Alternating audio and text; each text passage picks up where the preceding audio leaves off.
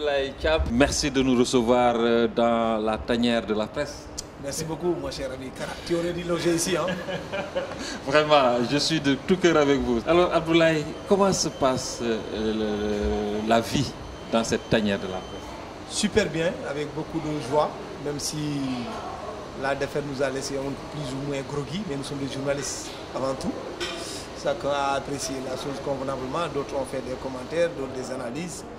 Mais bon, la vie a repris de plus belle. J'ose espérer tout simplement que l'équipe nationale va se ressaisir en perspective de notre match contre le Kenya. Parce que quand même, nous sommes là et nous voudrions bien rester ici jusqu'au soir du 19 juillet prochain pour qu'on rentre avec l'équipe nationale dans un même vol avec le président de la République du Sénégal. Il y a un travail qui a été fait en amont avant votre arrivée ici. Vous pouvez revenir là-dessus? C'est une bonne question. Nous avons, comme l'habitude, depuis 2002, à chaque fois qu'il y a une phase finale de Coupe d'Afrique ou de Coupe du Monde, nous envoyons des missionnaires, qu'on les appelle, qui vont aller prospecter le terrain. D'abord, il faut voir là où habite l'équipe nationale du Sénégal, là où ils s'entraînent, pour qu'on ne soit pas trop éloigné. La deuxième chose, aussi trouver un bon cadre qui peut permettre à l'ensemble de la presse sportive sénégalaise, qu'elle soit du privé ou du public, d'être dans d'excellentes conditions de performance. Nous avions retenu environ au début 5 hôtels, plus des appartements. Quand on a fait l'analyse, nous avons automatiquement exclu les appartements parce que nous sommes censés rester ici pendant un mois. Rester dans un appartement où c'est les journalistes qui sont obligés de faire le ménage lui-même, c'est très compliqué. Donc nous avons décidé de mettre l'accent sur un hôtel. Et nous avons choisi cet hôtel-là, Swiss Inn, 1000, qui est plus ou moins éloigné de la tanière, mais qui ne nous empêche pas quand même de travailler convenablement. L'autre aspect aussi, il faudrait faire la part des choses. Il y a des organes de presse qui ont les moyens, par exemple les organes de l'État ou même certains organes qui sont dans le privé, mais la précarité de la presse sénégalaise, c'est la palissade même d'en parler. Donc il fallait trouver le juste milieu pour que aussi bien ceux qui sont dans le public et qui sont autres, qui sont dans le privé et qui ont des moyens puissent être dans cet hôtel-là, mais aussi tenir compte que d'autres aussi n'ont forcément pas les moyens que les autres. Donc nous avons trouvé ce juste milieu. Aujourd'hui, au moment où nous parlons, il y a dans cet hôtel 69 journalistes sénégalais, plus 4 autres qui ne sont pas dans cet hôtel, qui ont décidé d'être dans d'autres appartements. Mais je pense que tout se passe super bien. Nous sommes avec un de nos doyens, le président honoraire de l'ANPS, Mamadou Koumé. Nous sommes aussi avec un autre doyen qui s'appelle Hassan Diaga Diop, plus des jeunes filles avec qui nous travaillons. Les gars de la RTS sont ici, ceux qui sont du privé. Donc tout le monde se retrouve dans un bon cadre. D'ailleurs, hier, on a fêté l'anniversaire d'hymne de notre consoeur pour vous dire seulement qu'il y a une ambiance de confraternité que nous essayons tout simplement d'entretenir. Et on ne ressent vraiment pas l'appartenance dans la rédaction ces journaux? Pas du tout. D'ailleurs, la preuve, quand nous faisons par exemple la répartition des chambres, comme vous avez l'habitude de le faire au niveau de la tanière, les binômes, je ne suis pas obligé d'être avec un journaliste du Sud Quotidien. Je peux être avec mon ami Nicolas Sonko qui travaille à Al-Fadjri, pas forcément lui qui soit avec Didier Gomis. Quelqu'un qui travaille au groupe Futur Média n'est pas obligé d'être avec forcément quelqu'un qui est avec du groupe Futur Média. Donc nous faisons en sorte que ça soit plutôt des affinités. C'est par affinité que nous procédons. Donc depuis lors, nous sommes toujours dans cette même dynamique-là. Donc ça marche très bien, donc il n'y a aucun souci à se faire à ce niveau-là. Alors on parle de tanière de la presse. Cela veut dire que vous sauvegardez l'intérêt national? Mais oui, vous savez, Kara, moi j'ai l'habitude de le dire. Nous sommes journalistes, certes, mais nous ne sommes pas des ovnis, objets volants non identifiés. Nous ne sommes pas des êtres désincarnés. Quand l'équipe nationale du Sénégal perd, nous ne pouvons pas ne pas le ressentir, ce n'est pas possible. Mon souhait aujourd'hui, le plus ardent, c'est de voir l'équipe nationale soulever le trophée au soir du 19 juillet. Et je suis sûr et certain que c'est la même chose pour l'ensemble de la presse sportive qui sont là. D'abord en termes de retombées même financières pour mon propre organe de presse, mais en termes de visibilité, parce que ce que nous sommes en train de faire, nous vendons de l'information. Quand l'équipe nationale fait des performances, forcément, nous y trouvons notre compte. Nous ne pouvons pas souhaiter autre chose à l'équipe nationale du Sénégal. Nous sommes avant tout sénégalais. Avant d'être journaliste, c'est une profession seulement. Mais quand vous enlevez cette profession-là, nous restons sénégalais. C'est la même chose que Augustin Senghor, c'est la même chose qu'Abdoulaye Sow, c'est la même chose qu'Aliou Cissé, c'est la même chose que Matarba, c'est la même chose que vous. Nous avons un dénominateur commun qui s'appelle le Sénégal, qui est plus fort que tout. que la plume, le verbe, l'image, la parole. Mais comment trouvez-vous quand même que certaines presses disent certaines choses qui peuvent vraiment déstabiliser l'équipe nationale? Ça, c'est certaines presses, par exemple, j'ai pas trop moi. Certaines presses, c'est plutôt péjoratif. Maintenant, chaque rédaction a sa façon de fonctionner.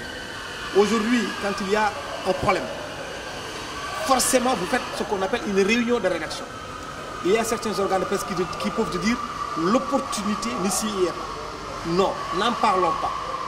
Attendons d'abord. Il y a d'autres qui peuvent se dire non, nous devons jouer notre rôle de vigie, notre rôle d'avant-gardiste, notre rôle d'alerte. Mais le plus important, encore une fois, c'est que ça soit vrai, que ça soit étayé. Parce que nous avons des relations avec les faits. Le commentaire, il est libre.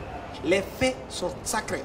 Si vous dites quelque chose qui est vrai, vous êtes libre de le dire. Aujourd'hui, moi, ce qui m'importe, c'est qu'il y a un organe de presse qui s'appelle Le Témoin, qui a écrit un papier.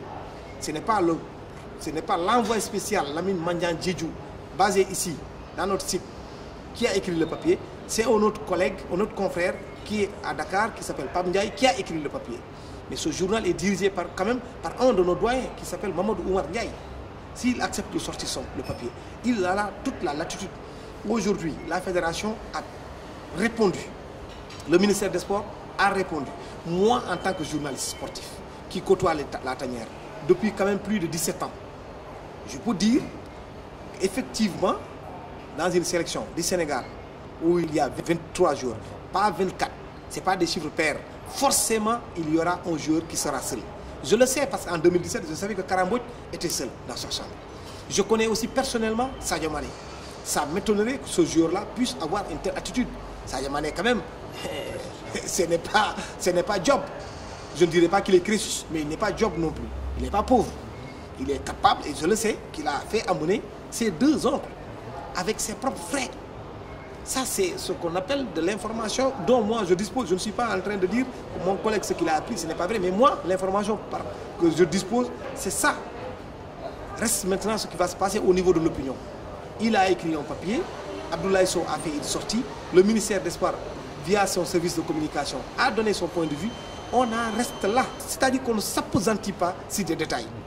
On est là, une équipe nationale du Sénégal, on doit la gérer pendant un mois. C'est extrêmement important.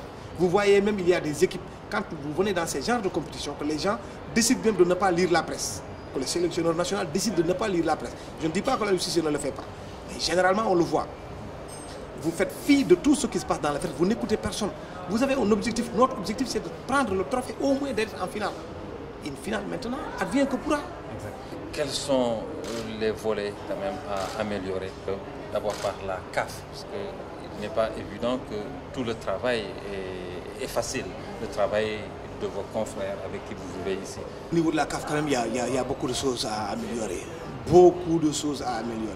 Parce que au niveau il y a eu beaucoup de journalistes qui sont toujours en mode pending. Pending en anglais, ça signifie cours de traitement. Il y en a d'autres qui ont reçu approved. Votre accréditation est approuvée, vous venez jusqu'au centre de médias, il n'y a rien. Heureusement pour nous quand même, je dois tirer un chapeau très franchement à Madame Rabé, Nathalie Rabé, que nous connaissons parfaitement. Dès qu'on lui a soumis l'ensemble des situations, des journalistes sénégalais qui étaient dans ces difficultés pour disposer de leur accréditation, elle a fait ce qu'elle pouvait faire. Et j'en remercie encore une fois notre collègue ou notre confrère Pape Touré, parce que depuis Dakar, nous l'avons saisi. Il y a eu aussi d'autres journalistes, il faut qu'on se le dise, qui ne s'y ont pas pris à temps. On ne s'accrédite pas, comme on s'accrédite, on ne s'accrédite pas pour une Coupe d'Afrique, comme on s'accrédite s'il s'agit d'un match de l'équipe nationale du Sénégal. Vous donnez des délais, les gens dépassent les délais, après on va venir parce que c'est l'équipe nationale du Sénégal qui joue. Que vous appelez Sud FM, que vous appelez une radio communautaire de Fouta, c'est dit pareil au même. Les règles sont là pour être respectées.